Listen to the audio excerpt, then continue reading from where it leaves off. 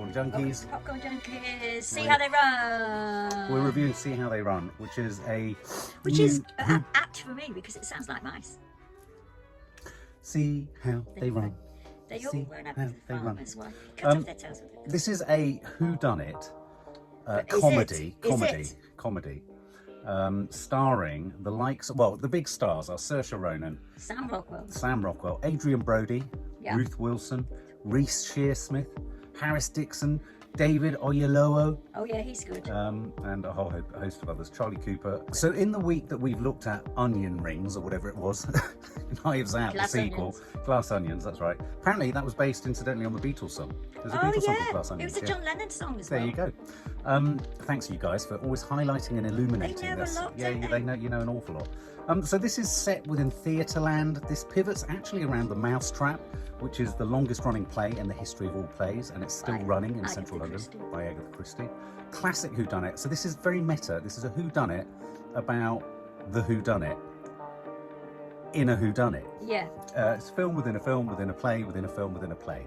It's very much set in the real historical world, though. I mean, in the sense that the police refer to 10 Rillington Place, where there was a serial killer going on. Well, one of the characters is Richard Attenborough, Dickie Attenborough. That's what I mean. But even in terms of things right down to the police force, they're referring to things that they expect the audience to know about. Absolutely. So, and it's principally, most of the exteriors, not surprisingly, are shot on that very familiar piece of pavement opposite the Ivy, outside the very theatre that The Mousetrap's in.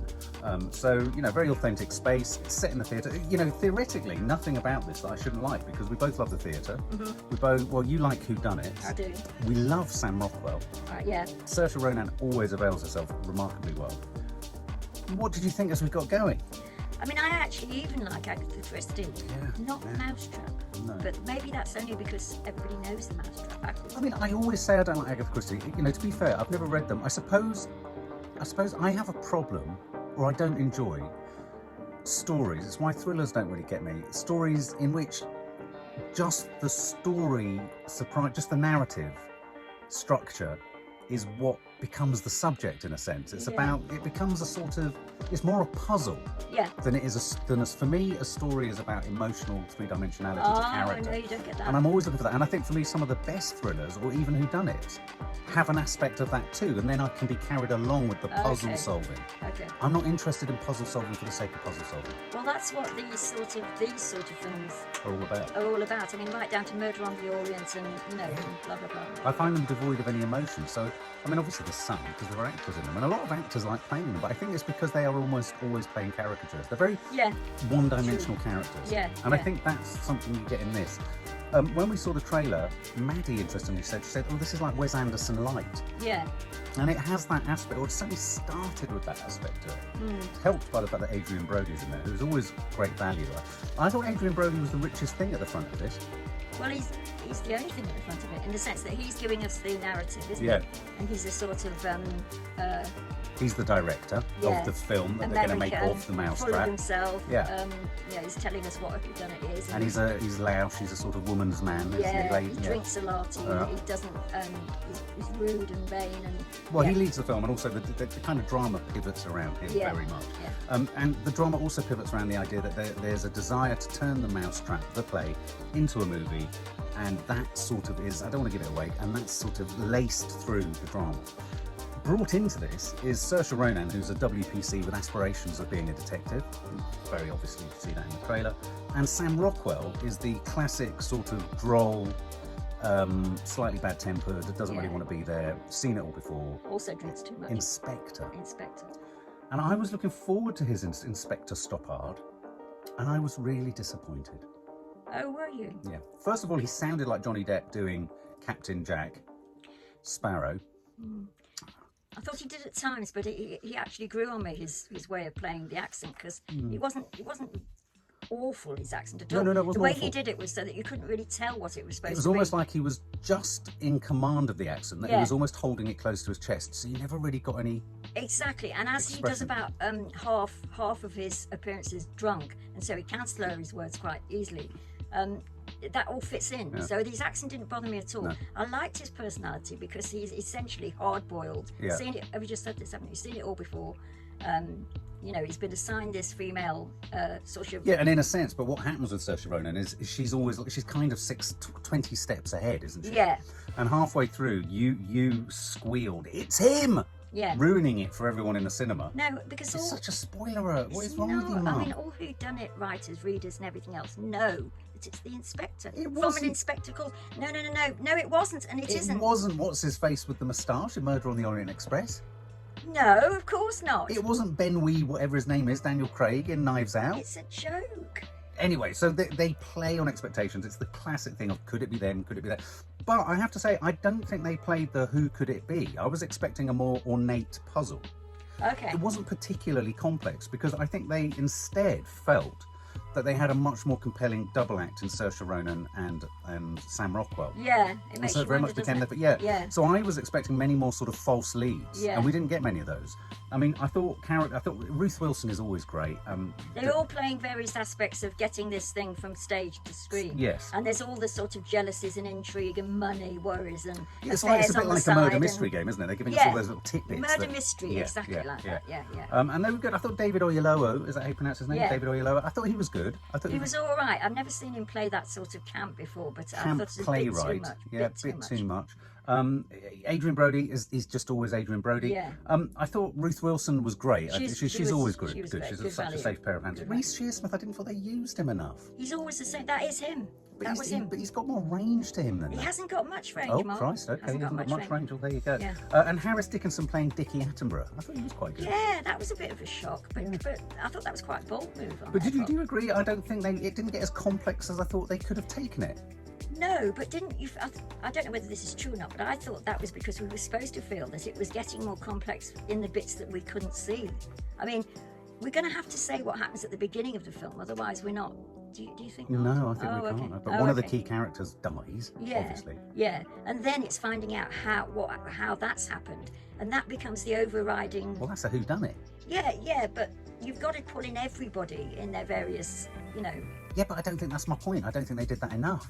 Oh, I see. I don't feel that we had the spotlight hovering over it. You didn't have any of those moments where Ruth was like, "Oh, they think it could be me," and we were as a viewer going, "Oh, it could be Ruth." And then there was the, slightly, but not enough. I mean, that's my point. I think this very much became, and I think they, in a sense, the instinct was right.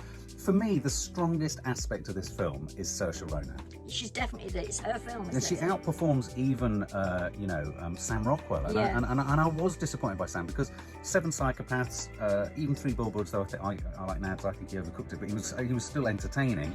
Seven Psychopaths, he's brilliant. Other films he's been in, he's great.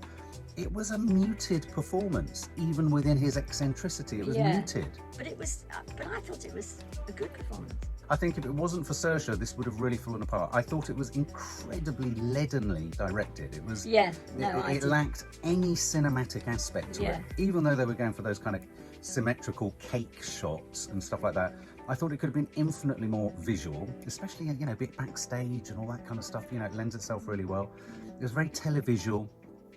And the editing was really slow, so that didn't help the performances where you've got some dialogue that could be, the same dialogue can be made very crisp by tighter editing. And it wasn't tightly edited, so scenes were quite languorous. What do you mean when you say televisual?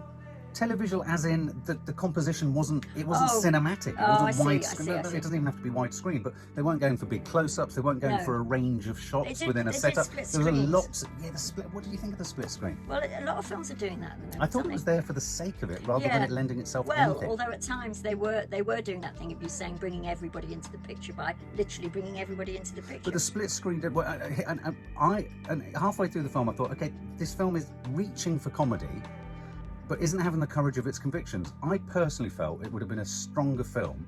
There were a couple of moments where Sam Rockwell said something or did something, or he sneezed or burped or made a sound, and it was slapstick. There were two moments where there was a kind of laugh out loud moment. Yeah. And I felt this film really needed the courage of its convictions. It should have just gone fully for the jugular and just gone funny. Yeah. Whereas actually it didn't.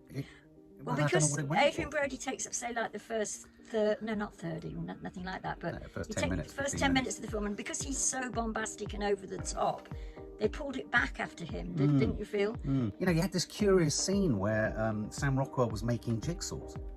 I mean, which was sort of positioned nowhere, and you sort of thought, and yet within that, it didn't know whether it was going towards serious characterization, and then you'd have it felt light and fizzy, without any substance. Yeah. I mean, it reminded me very much of other Agatha Christie.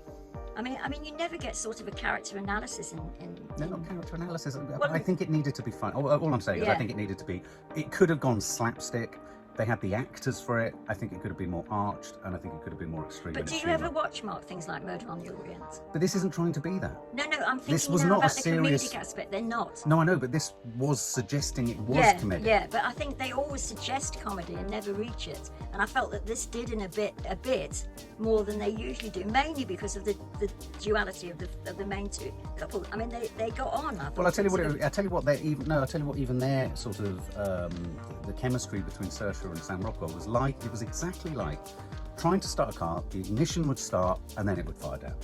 It would start and then it would fire down. I found every scene with them was about to ignite into something funnier or more developed, and it just stopped.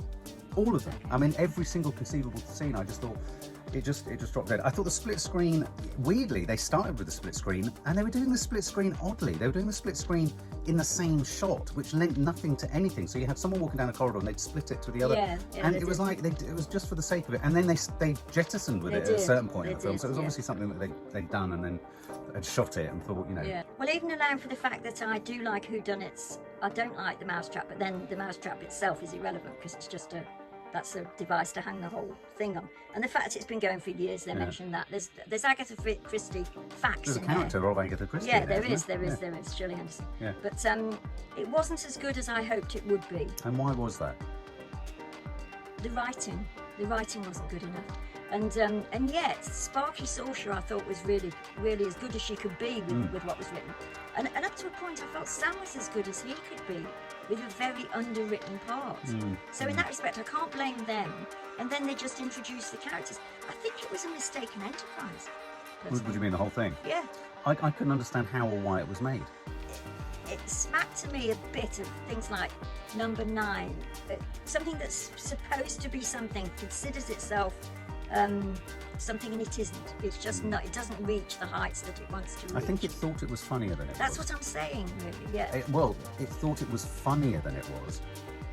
From a mystery perspective, it wasn't complicated at all. No. We weren't left. I mean, there was. I didn't care who done it.